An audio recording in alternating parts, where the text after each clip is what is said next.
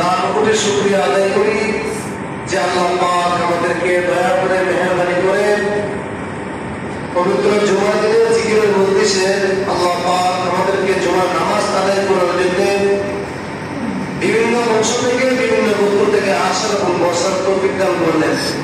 এর জন্য আমরা সকলে শুকর আদায় করি আলহামদুলিল্লাহ। আল্লাহ বলেন লাইন শাকারতুম লাযিদান্নাকুম ওয়া লাইন কাফারতুম ইন্না আযাবি লাশাদীদ। যে ব্যক্তি আল্লাহর নিয়ামত পেয়ে নিয়ামতের শুকরিয়া করবে আল্লাহ তার নিয়ামতকে বাড়ায় দিতে বলি সুবহানাল্লাহ। এখন কিন্তু আমরা নিয়ামত পেয়ে নিয়ামতের শুকরিয়া আদায় করি না। যদি আমরা আল্লাহকে মানতাম, যদি আল্লাহ ইবাদত করতাম, তাহলে আল্লাহ আমাদের উপর একটা গজব নাযিল করতেন না। দেখেন না কতদিন ধরে বৃষ্টি নাই, মানুষ বড় কষ্ট করতেছে। তাহলে বুঝে গেল যে আল্লাহ পাক আমাদের প্রতি নারাজ, আমাদের প্রতি কি নারাজ। বৃষ্টির দোয়া করতেছে, তারপরও কি বৃষ্টি আসতেছে না। হযরত মুসা আলাইহিস সালাম আল্লাহকে জিজ্ঞাসা করলেন, হে আল্লাহ, আপনি আমাদের প্রতি কোন সময় খুশি এবং কোন সময় বেজার আমরা কিভাবে বুঝবো? আল্লাহ রাব্বুল আলামিন মুসা নবীকে বললেন, হে পয়গম্বর মুসা, ওই সময় বুঝবা যে যেই সময় যে জিনিসটা দরকার ওই জিনিসটা আমি আল্লাহ দেব না। যেই সময় যে জিনিসটা দরকার হয়, অতি দরকার, এই জিনিসটা তখন আমি আল্লাহ বন্ধ করে দেব। তখন বুঝবা যে আমি আল্লাহ তোমাদের প্রতি কি নারাজ। আজকে দেখেন প্রত্যেকটা মসজিদে মধ্যে কয়জন মুসল্লি হয়? শুক্রবার আসলে কয়েকজন কি হয়, কিন্তু শুক্রবারের মতো কি প্রত্যেকদিন মুসল্লি হয়? হয় না। যুবক ভাইরা নামাজ আদায় করে না, এটা তো আল্লাহ একটা নাফরমানি।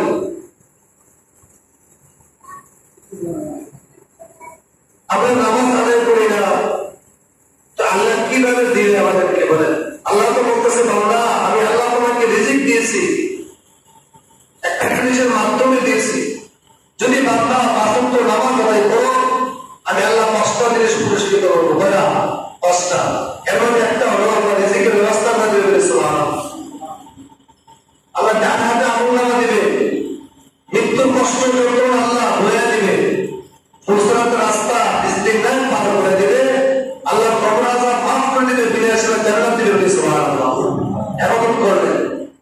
তো আমি আপনাদের সামনে একটা আয়াত কারিমা তেলাওয়াত করেছি। এটা এরকম একটি আয়াত, যে আয়াতটা যে জিনিসটার ভিতরে প্রাণ আছে সে স্বীকার করতে হবে আমি একটি মৃত্যু প্রসাদ গ্রহণ করতে হবে।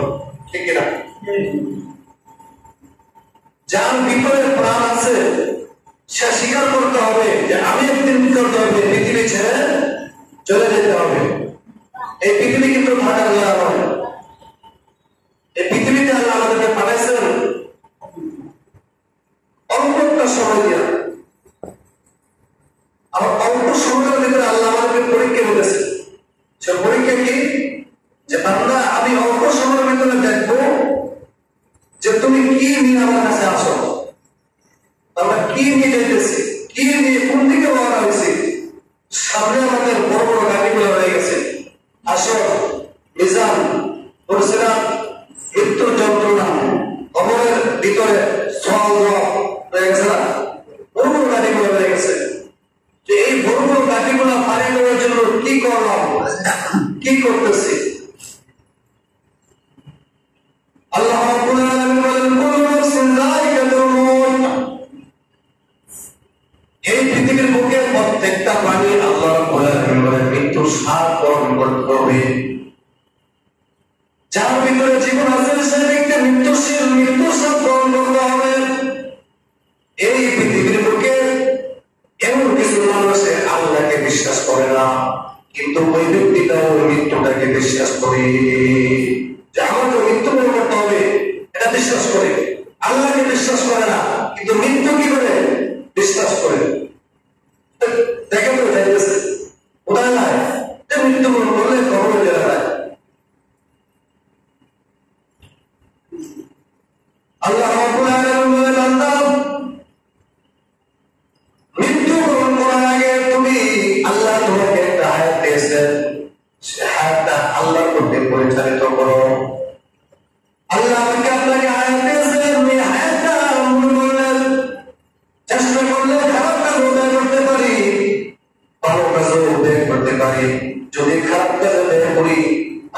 বলেছেন মৃত্যুর পরে আমি আল্লাহ তোমার ঠিকানা থেকে দিয়েছি জাহান্নাম। আর যদি আমি আমাদের ভালো কাজ করতে পারি, আল্লাহ মৃত্যুর পরে আমি আল্লাহ তোমার খবরটাকে জান্নাতের বাগান বানায় দেব। এখানে বুঝা গেল যে আমরা যেন মৃত্যুবরণ করবো, মৃত্যুর পরে জীবনটা বড় না, এই জীবনটা বড়, মৃত্যুর পরে জীবনটা কিন্তু কি বড়। হযরত আদম আলাইহিস সালাম দুনিয়ার জমিন থেকে বিদায় নিয়ে চলে গেলেন। 1 বছর 2 বছর নয়, 1000 বছর 2000 বছর নয়, হাজার হাজার বছর চলে গেছে। হায়াত পাইছিল, হায়াত পেয়েছিলেন। তাহলে বোঝা গেল এই জীবনের জিন্দেগিটা চাইতে মরণের জিন্দেগিটা আমার অনেক বড়, অনেক বড়, অনেক কি অনেক বড়। আমার বাপ ইন্তেকাল করে মদিনায় চলে গেলেন। আমার হায়াত পাইলেন 60 বছর 70 বছর। তো আব্বা যেন ইন্তেকাল করে কবরে চলে গেলেন 100 বছর হয়ে গেছে, 100 বছর হয়ে গেছে। তাহলে কি আমার আব্বার দুনিয়ার জীবনটা বড় না কবরের জীবনটা বড়? কবরের জীবন নাকি বড়? আল্লাহ রাব্বুল আলামিন শিখিয়ে দিলেন, হে বান্দা, যখন কোনো মৃত্যুবরণ করেন, মৃত্যুবরণ করার পরে ওই ব্যক্তির কবর করতে তুমি যাও, কবর করতে যাও। যদি কবর করতে যাও না, যখন তুমি মৃত্যু ব্যক্তির কবর তুমি গ্রহণ করবা, আর মনে আমার ভাই মৃত্যুবরণ করে চলে গেছে, আমার ভাইয়ের খবর আমি গ্রহণ করার জন্য আসছি, কোনদিন যেন আমার খবর গ্রহণ করার জন্য আমার ভাই চলে আসে। আল্লাহ, আমি একবার খবর গ্রহণ করার জন্য আমি খবর গেলাম, কোনদিন যেন আমার খবর গ্রহণ করার জন্য সে উপস্থিত হয় না। দুনিয়ার জীবনের মধ্যে একটা নেতা মারা গেছে, ওই মানুষ মৃত্যুবরণ করলেন, এত শুরু হয় না। তুমি হলো মৃত্যুবরণ করতে অনেক লোক হয়, এদিক দিয়ে দৌড়ে, ওদিক দিয়ে দৌড়ে, পাওয়া করার জন্য দৌড়ে, বাস কেনার জন্য দৌড়ে, কাপড় আনার জন্য দৌড়ে। ওই মানুষ যদি মৃত্যুবরণ করে ওটা লোক যা পাওয়া যায় না, আছে না? ওই মানুষ মৃত্যুবরণ করে এত চাহিদা থাকে না। ওই বলুন ধরি বাংলা কার? আল্লাহ। ওই বলুন ধরি বাংলা কার? আল্লাহ। এর জন্য কবি বলছেন, হুজুর রাসূলুল্লাহ সাল্লাল্লাহু আলাইহি ওয়াসাল্লাম বলেন, যদি কোনো ব্যক্তি মুসলমান ব্যক্তি ইন্তেকাল হয়ে যায়, তার আওয়াজ যদি কানের মধ্যে আসে, সঙ্গে সঙ্গে পড়া উচিত ইন্না লিল্লাহি ওয়া ইন্না ইলাইহি রাজিউন। ইন্না লিল্লাহি ওয়া ইন্না ইলাইহি রাজিউন। অর্থ কি জানেন? অর্থ কি? ইন্না লিল্লাহি ওয়া ইন্না ইলাইহি রাজিউন। হ্যাঁ ভাই, তুমি দুনিয়ার জমিন থেকে চলে গেলা, আমিও তোমার পিছিয়ে পিছিয়ে আসতেছি, আমি তোমার পিছিয়ে পিছিয়ে কি আসতেছি। ভাই তুমি চলে গেছো, আমি কিন্তু চলে গেলাম, আমিও তোমার পিছিয়ে পিছিয়ে আসতেছি। এই দুনিয়ার মধ্যে আমার কোনো পাল্লা থাকতে পারবে না। দুনিয়ার মধ্যে যদি আল্লাহ থাকার একটা অনুমতি দিতেন, আমাদের নবীকে আল্লাহ থাকার অনুমতি দিতেন। আল্লাহ বলেছেন, নবী আপনি যদি থাকতে চান আমি আল্লাহ আপনার হায়াত বাড়ায় দেব। আর আপনি যদি দুনিয়ার জমিন থেকে চলে আসেন, এর চাইতে সুন্দর ব্যবস্থা আমি আল্লাহ কবরের মধ্যে আপনার জন্য রেখে দিয়েছি।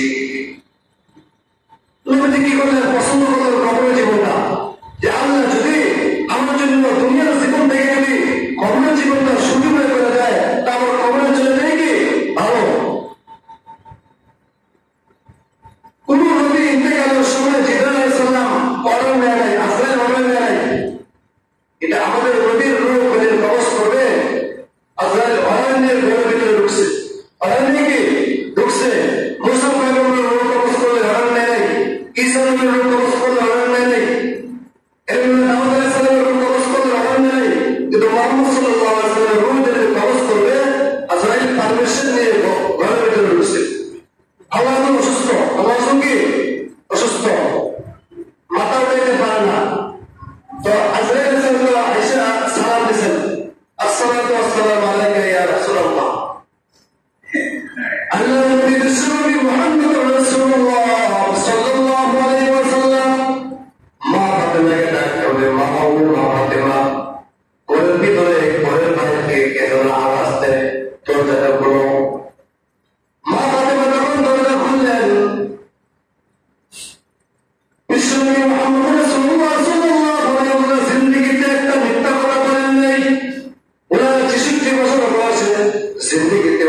জীবনে একটা মিথ্যা কথা পাওয়া যায় না। আজকে নবীজি বলতেছে ও ফাতেমা এই জন্য দরজার মধ্যে আমাকে সালাম দেয়, দরজাটা করো। এখন যদি দরজা করলাম ফাতেমা যদি কোনো লোক না দেখে নবীজির কথাটা মিথ্যা হয়ে যায় না? কি বলে মিথ্যা হবে না? ফাতেমা যখন দরজা খুললেন, দরজা খুলে দেখে একটা লোক তার মাথার আকাশে আর জমিনে এমন লম্বা। সঙ্গে সঙ্গে ফাতেমা দরজা দিয়ে বললেন, বলতে আব্বা জান ইয়া রাসূলুল্লাহ, আমি বললাম আব্বা মদিনাতে আমি আজ পর্যন্ত এরকম লোক আমি কোনোদিন দেখি নাই, যার মাথার আকাশে যার পা হলো জমিনে। নবী রাসূলুল্লাহ ডাকলেন, হ্যাঁ ফাতেমা, এটা আর কেউ নয়, হাযা মালাকুল মউত, এটা রাস্তায় আমার জান খরচ করার জন্য আজাদ বুঝে এসে গেছে। ফাতেমা বললেন, না আব্বা না, আপনাকে নেওয়ার জন্য আমি দেব না, আপনি দুনিয়ার জমিন থেকে যেতে পারবেন না। নবীজি ডাকলেন, ফাতেমা তুমি যদি পারমিশন না দাও, আমি যদি পারমিশন না দিই, আজরাইল কিন্তু পারমিশন ব্যতীত ঘরে ঢোকার অনুমতি আছে। আছে না? আছে। ফাতেমা পারমিশন চায়, এটা আমার সম্মান, এটাকে আমার সম্মান। কিন্তু ফাতেমা এই দুনিয়ার জমিন থেকে এটা আমার চলে যেতে হবে। ফাতেমা কাজে বলে, ইয়া রাসূলুল্লাহ আপনি দুনিয়ার জমিন থেকে চলে গেলে আমি কি নিয়ে আসবো, কার চেহারার দিকে তাকাইব? আপনাদের আমার ঘরের মধ্যে 3 দিন পর্যন্ত খাবার হয় না, এখন চলে না ঝোলার মধ্যে। আব্বা আপনার লোকের চেহারার দিকে তাকাইলে আমার পেটের কেটা নিবারণ হয়ে যায়। নবীজির চেহারার দিকে তাকাইলে পেটের কেটে গিয়ে নিবারণ হয়ে যায়। আব্বা আপনি যদি চলে যান আমি কার চেহারার দিকে তাকাই? এই জন্য পৃথিবীর বুকে যে লোকটা থাকার কথা ছিল ওই লোকটাই থাকতে পারে নাই। কিন্তু আমি আপনি কিভাবে থাকবো? আল্লাহ 60 বছর 70 বছর হায়াত দিয়া একটা জীবন দিয়ে আল্লাহ আমাদেরকে পাঠাইলেন, আবার এই দুনিয়া থেকে আল্লাহ আমাকে নিয়েছেন। এর জন্য বলতেছে বান্দা যদি কোনো মুসলমান ব্যক্তি মারা যায়, তার মৃত্যুর সংবাদ পাওয়ার সঙ্গে সঙ্গে বলবেন ইন্না লিল্লাহি ওয়া ইন্না ইলাইহি রাজিউন। আল্লাহ নবী বলেন 3 কাজের মধ্যে দেরি করিও না। কয় কাজে? 3 কাজের মধ্যে দেরি করতে নাই। 1 নম্বর হলো যখন কোনো মুমিন ব্যক্তি মৃত্যুবরণ করে তাকে যত তাড়াতাড়ি কাপড় দিয়ে বাঁচাইয়া গোসল দিয়া থেকে কবরে নিয়ে যাও। দেরি করো না। মুর্দাকে কবরের মধ্যে রাখা গিয়ে ভালো নয়, তাকে যত তাড়াতাড়ি কি কবরে সম্মিলিত করা হয় ততই তার সওয়াব।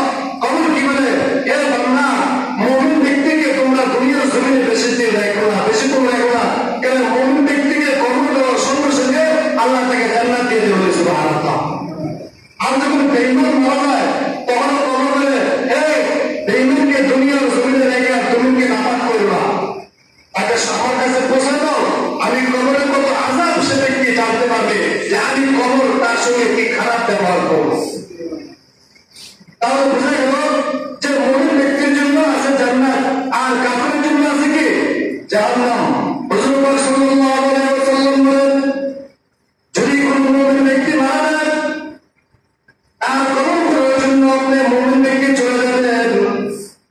আল্লাহ রাসূল বলেন, যদি কোনো ব্যক্তি একটা কবর খনন করলো, আল্লাহ রাব্বুল আলামিন আল্লাহর হাদিসের মধ্যে বলেছেন, যদি কোনো ব্যক্তি একটা কবর খনন করে আল্লাহ হাসরের মাঠে কিয়ামতের দিনে জান্নাতের মধ্যে আল্লাহ তার জন্য একটা ঘর তৈরি করবে। দুনিয়ার মধ্যে আপনি বানালেন কবর, আর এর বিনিময়ে আল্লাহ জান্নাতের মধ্যে আপনার জন্য একটা মূর্তি মানার একটা ঘর তৈরি করে দেবে বলে সুবহানাল্লাহ। বুঝে গেল? আপনার আব্বা ইন্তেকাল করেছেন, আপনার আব্বা দুনিয়ার জমিন থেকে বিদায় নিয়ে চলে গেছেন, আপনার ছেলে আপনার বাবাকে গোসল দিবেন, কি বলেন? এই জন্য গোসল দিবেন, এর কথা বাদিয়ে বাদিয়ে আপনার আব্বাকে গোসল দিবেন। হায় রে, এই হাত দিয়া আমার আব্বা আমাকে কতদিন গোসল দিয়েছে, আমার আব্বা নদীর পাড়াকে ঘুম করে নিয়ে গেছে, আমার গোসল দিয়া আমার আব্বা আমাকে আমার ঘুম করে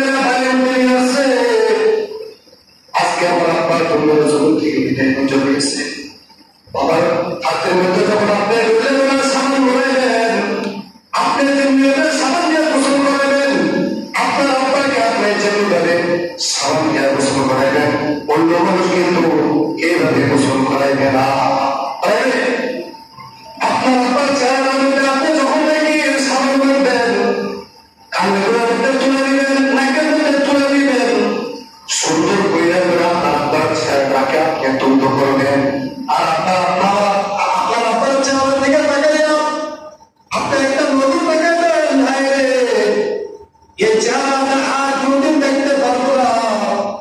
যখন আপনার আব্বাকে আপনি ওষুধ দিবেন তখন আপনি করবেন আইরে একদিন তো আমার বই ওষুধ দিয়া অন্ধকার কবর মধ্যে পৌঁছাতে দিবি দিবে না। এর জন্য যার আত্মীয় স্বজন মারা যায় চেষ্টা করবেন যে ওই ব্যক্তিটার কিনা ওষুধ দেওয়া। চেষ্টা করবেন আপনার আব্বা মারা গেলে আপনি কবরটা খনন করার, আপনার কবর খনন করে উপরে উঠবেন তখন কবরের দিকে তাকাইয়া আপনি আপনার মনে মনে আপনার অন্তরকে আপনার মনকে কষ্ট করবেন, হে মন আজকে তুমি এই কবরটা খোলা, মন তোমার কবর খোলার জন্য তো একদিন মানুষ দেরি হয়ে যাবে, হবে না? একদিন মানুষ দেরি হয়ে যাবে, মন তোমার কবর খোলার জন্য একদিন দেরি হয়ে যাবে। যদি এই ধারণাটা আর এই আকাঙ্ক্ষাটা আপনার বেদের মধ্যে ঢুকে যদি আপনি কোনো খারাপ কাজ করার ইচ্ছা করেন আপনার দ্বারা খারাপ কাজ করা সম্ভব হবে না। আপনার ওই কথাটা সম্ভব হবে, আরে আমি তো এমন ব্যক্তির কবর খনন করে আসলাম, আমি অমুক ব্যক্তিকে গোসল দিয়ে আসলাম, আর আমার ব্যক্তির কবর খনন করা হবে, আমাদের ব্যক্তির গোসল করানো হবে, আমার ব্যক্তির মাটির কাপড় পেঁচাইয়া ওই কবরের মধ্যে নিয়ে যাওয়া হবে, আমি কিভাবে গুনাহ করব? যদি এই কাজগুলো আপনি করেন তাহলে আপনি বিশেষ বিশেষ গুনাহ থেকে আল্লাহ আপনাকে হেফাজত করবে। সকলে বলি আলহামদুলিল্লাহ। যেটা বলতেছিলাম যে মৃত্যু ব্যক্তি যখন যে বলতেছিলাম যে 3 কাজে দেরি করতে নাই, 3 কাজে কি দেরি করতে নাই। এর মধ্যে একটা হলো যদি কোনো ব্যক্তি ইন্তেকাল করে যত তাড়াতাড়ি তাকে গোসল দিয়া কাফন করাইয়া জানাজার নামাজ পড়াইয়া তাকে কবরের মধ্যে সমাহিত করে দেওয়া। ইমানদার ব্যক্তিকে যত তাড়াতাড়ি কবরে পৌঁছানো হবে। 2 নম্বর হলো আপনার ছেলে কিংবা মেয়ে বিবাহ উপযুক্ত হয়ে গেছে, বিবাহ মিল হয়ে গেছে, দেরি না কইরা তাকে বিবাহ বন্ধনে আবদ্ধ করে দেওয়া আপনার বস। আপনার সন্তান বিবাহ উপযুক্ত হয়ে গেছে, আপনার সন্তানকে আপনি বিবাহ করেন নাই, বিবাহ না করার কারণে ওই সন্তানরা যত গুনাহে লিপ্ত হবে আর একটা গুনাহ আপনার আমলের প্রতি যোগ হবে। আপনি কেন বিবাহ করাইলেন না? যা আপনি বিবাহ উপযুক্ত হয়েছে আপনার সন্তান, কিন্তু আপনি বিবাহ করেন নাই, আপনার সন্তান একটা পাপের কাজে লিপ্ত হয়েছে, এই পাপের কাজের একটা অংশ আল্লাহ আপনার আমলের মধ্যে লিখে দিবে বলে না বুঝবেন। 1 নম্বর হলো যখন মৃত্যু ব্যক্তি ইন্তেকাল করেন তাকে গোসল করে কবরে জানাজার নামাজ পড়ে কবরে দিয়ে দেওয়া। 2 নম্বর হইল যদি বিবাহ উপযুক্ত হয়ে যায় তাকে বিবাহ করে দেওয়া। 3 নম্বর হইল 1 নম্বর হলো মৃত্যু ব্যক্তিকে গোসল দিয়ে কবরে দেওয়া। 2 নম্বর হইল যদি বিবাহের সন্তান হয়ে যায় তাকে কি করা? বিবাহ দিয়ে দেওয়া। 3 নম্বর হলো যখন নামাজের রক্ত হয়ে যায় দেরি না কইরা সঙ্গে সঙ্গে নামাজ আদায় করে নেওয়া। এই 3টা কাজ যদি কোন মুমিন ব্যক্তি করতে পারে আল্লাহ তাকে জান্নাত দিয়ে দেবে। ভাই আমলের জন্য বলতেছি, এই 3টা কিন্তু আমল, আমল না, এই 3টা জিনিস কিন্তু আমল। এই 3টা আমল যদি আপনি করতে পারেন আল্লাহ বলেন মৃত্যুর পরে আপনার ঠিকানা জান্নাত। আল্লাহ সুবহানাহু ওয়া তাআলা আমাদেরকে দুনিয়াতে পাঠাইলেন, আমরা একটা খরচ দিয়ে আসছি। রাসূলুল্লাহ সাল্লাল্লাহু আলাইহি ওয়াসাল্লাম, রাসূল পাক সাল্লাল্লাহু আলাইহি ওয়াসাল্লাম বলেন আফজালুল ইবাদাতি